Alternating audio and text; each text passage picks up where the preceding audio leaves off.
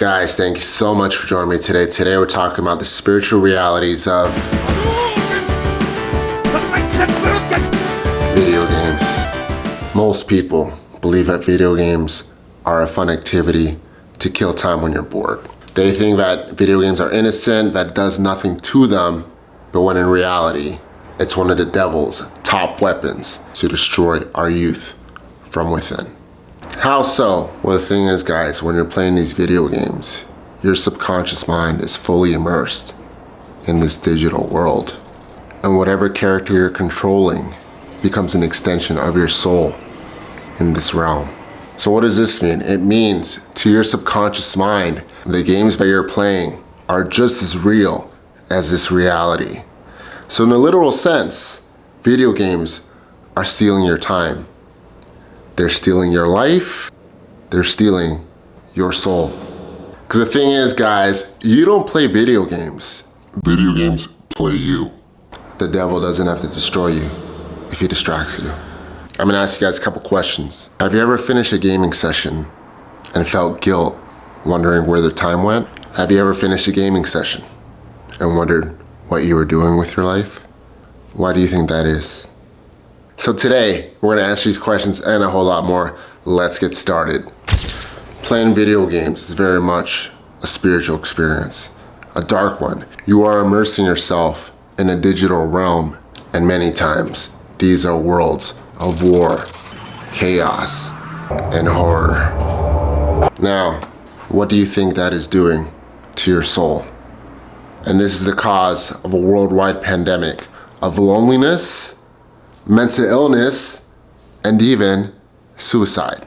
It's not rare to hear about men locking themselves in their rooms for days at a time playing their favorite video games. And then the years go by and they wonder where all the time went when they look at all their peers that they went to school with, starting families, having successful businesses, having flourishing careers, and they're still in the same place that they were 20 years ago. So where did video games come from anyways? Like, have you ever asked yourself that? Like, who invented video games? What was their origination? All that jazz. So video games, guys, were invented in 1972 by a man named Ralph Baer. And yes, in case you're wondering, he was one of them boys. And interestingly enough, Ralph was ex-US military. Specifically, he served in US military intelligence during World War II. So here we have a J-man that used to be ex-US military intelligence that invented a form of entertainment that destroys society from within. I don't know what's worse, this or the rabbi that owns Pornhub. Anyways, he invented a game console called the Magnavox Odyssey. And this was the game console that had games like Pong that were played on it. So it started off with simple games like Pong, Pac-Man, nothing too crazy, innocent enough, right? But then over time, it slowly started drifting off to more blood, more gore, more violence, more degeneracy. And at first, it was the exception, but now, in these recent times, it's become the norm, infecting the minds of millions of children all across the world. So what exactly are video games doing to you? So video games teach you to kill, maim, and destroy, and get pleasure from it. Because what happens when you do these things in the video games? You get rewarded with money, with weapons, with credits. It also checks you out of reality, so you lose track of time, and it distracts you from your responsibilities and from getting your goals accomplished in life.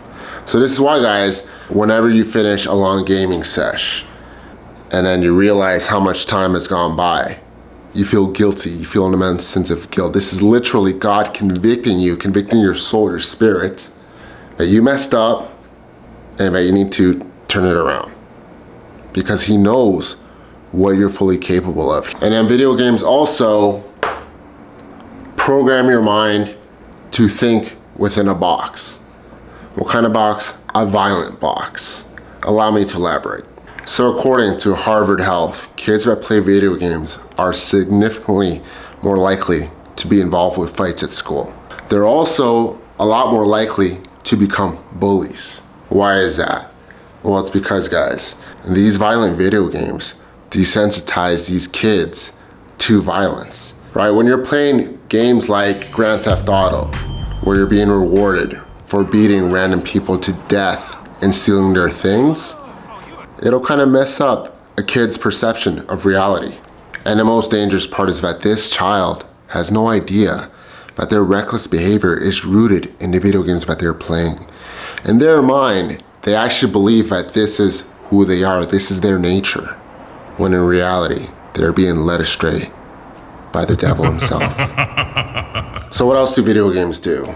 Well, they isolate people from society. When people become isolated from society, obviously, they're gonna be lonely.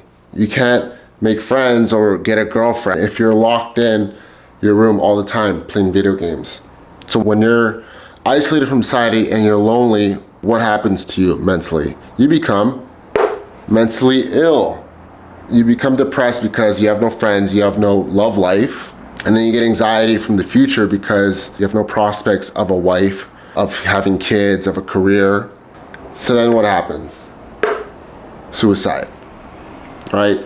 People that play a lot of video games, guys, addicted to video games, they're a lot more likely to end their own life.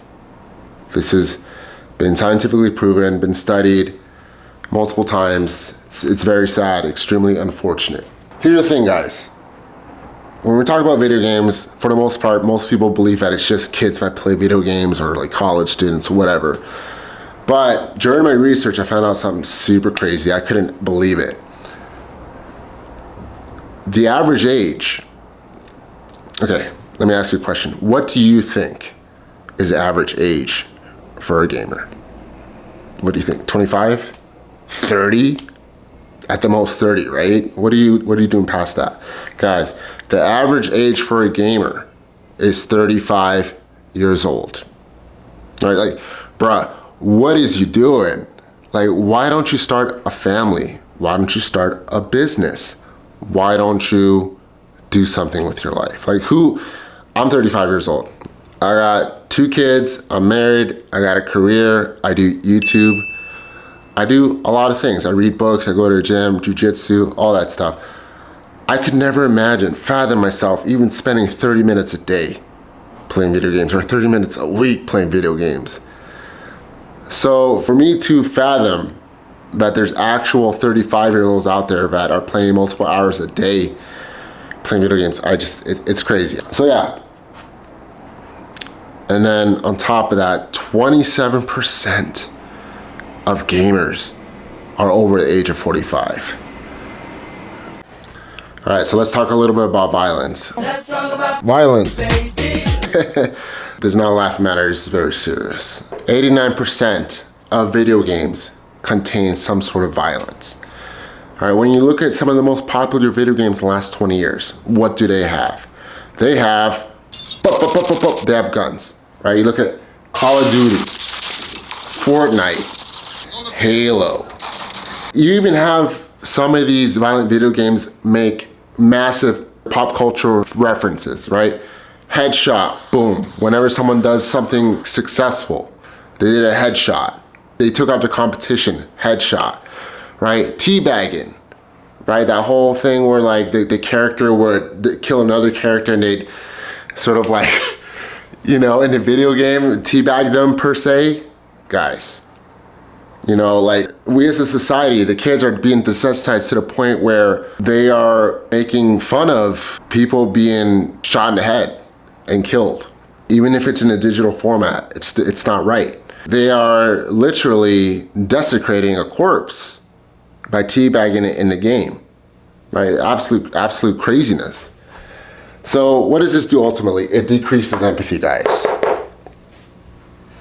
And kids, their brains are already not fully developed. You know, the brain doesn't fully develop till you're 25, the cerebral cortex, the part of your brain that actually cares about people, that has empathy. So on top of it not being fully developed, these games decrease it even further. So what does this mean? It means that if it gets bad enough, in extreme cases, it can lead to mass killings. Many mass murderers are connected with their obsession with video games. Elliot Rogers killed 6 people and injured 14 others in Santa Barbara, California. He was obsessed with playing World of Warcraft. Alex Manassian, his close friend, ran over and murdered 10 people and injured 16 others in Toronto, Ontario. He loved to play Halo. Eric Harris and Dylan Klebold murdered 16 people and injured 23 others in the 1999 Columbine shootings in Colorado. They were avid fans of Doom, even creating a private server for custom levels to play online with others. And then we have James Holmes, who murdered 12 people and injured 70 others in a horrific shooting in Aurora, Colorado in a theater. He loved to play StarCraft and Skyrim. Finally, we have the notorious Adam Lanza, who murdered 26 people, 20 of them little children. He loved to play Call of Duty and StarCraft. The list goes on and on, guys. What we have to realize is that 90% of top-selling video games are full of violence, and they reward you for hurting others in these video games. It's all done by design. And the tricky part is that Satan makes you think that you are too intelligent to be affected. But that's exactly what he wants you to think. Now, other than violence, what else is being pushed in these games? Witchcraft and the occult. So I'm gonna give you guys a few examples here. So Diablo, for example, which is literally named devil in Spanish. So this game incorporates a lot of magical spells and the attacks of the different races. Then we have World of Warcraft, WoW, as it's known by many. There's another game that has heavy magical influences. A lot of magical spells are used in this game to attack different races. And then finally we have Resident Evil 4, which actually may be the most satanic game of all time. Check this out. In Resident Evil 4, people are being overtaken by parasites that control them from the inside and can control everything from their movements to their thoughts, alluding to how demons operate. They find hosts and control their thoughts, control their actions.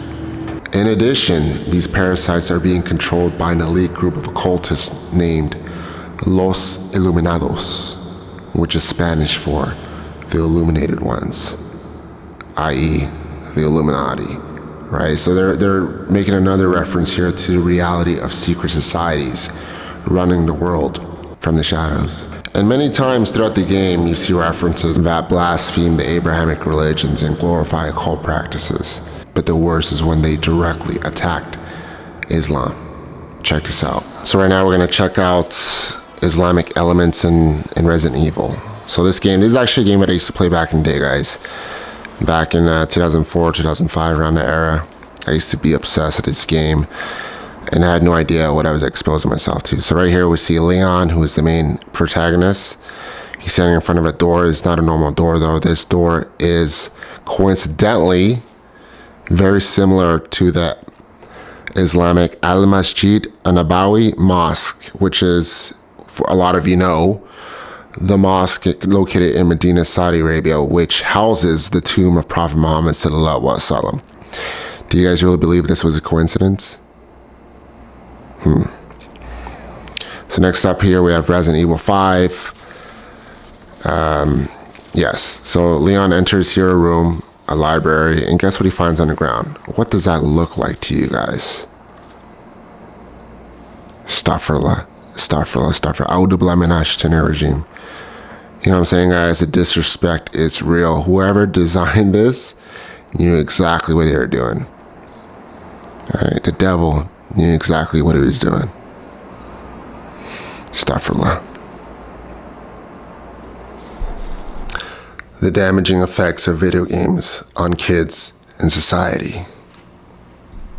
Video games do, in fact, and are designed to affect the empathy level, the moral compass of children, especially, and adults. And it made me quit because I am creating the content to destroy children's empathy and adults. I'm creating the content and the sounds to make demons come to life. Why am I doing this? This is not who I am. I don't know if people can really relate to that or grasp that, but that is my story. That is how I quit, because I could not be a part of what I was creating to further destroy whatever moral compass is left in people. I tell you this, my opinion, nobody should allow their children to play any video games. Nobody should allow their children to have a phone or watch TV. If you look at who's supporting the games, who's there's military games specifically created by the military, which are often war games. Sometimes it's sponsored by CIA, sometimes it's, you should look at who's actually giving money for these games. And so you ask, where's that coming from? Somewhere in that mix, there is some agent in between these companies and government telling them what to do. Now, I can't point to a specific agency or whatever, but it's kind of obvious when you understand that aspect of it, that everything happens because government says it does. Just to give you an example, why would you want to play something like Call of Duty? Why would you want to pick up a gun and shoot people in a pretend fashion? Why would you want to do? What is it that drives us to find that amusing or fun? Study after study after study have shown that the rating systems consistently underestimate the potency of what is being presented in that media.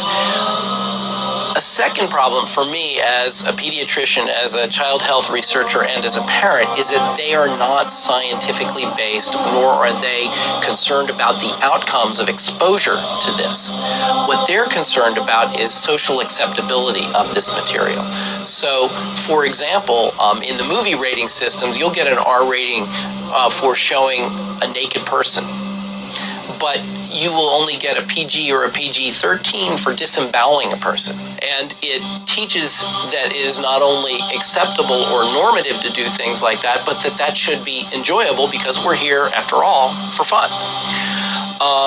So, unfortunately, the rating systems have to be seen for what they are. They will tell you increasing severity of whatever it is they're rating, but it's increasing severity for social acceptability reasons, not for reasons of the child's health or well-being. If you're loving my content, please like, comment, and subscribe. A whole lot of research goes towards these videos, and at the end of the day, I'm just trying to help people. I'm really trying to grow this channel and get this information out to the masses, so please leave a comment. Doesn't matter what it is. It could be a hi, hello, how are you? It could be a thank you. It could be little fire emojis. I don't care, I'm not picky, but comments certainly do help out the algorithm. Love y'all, take care, stay blessed, peace.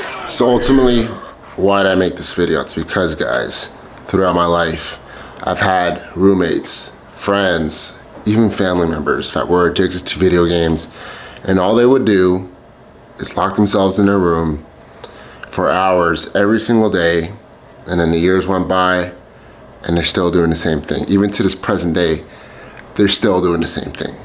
And I see this, and I don't want to wish this upon any of you guys, on anybody really. So the whole goal of this video was just sort of plant that seed of the consequences of video games. And we gotta remember, guys, that life is no game. There's no time to waste, because every second, every moment counts. Not just for your goals in this life, but also your afterlife. So we gotta make it count. We gotta make our life count, guys, because the biggest tragedy is not death. The biggest tragedy is a wasted life. I hope you guys enjoyed the video. God bless you, take care. Peace.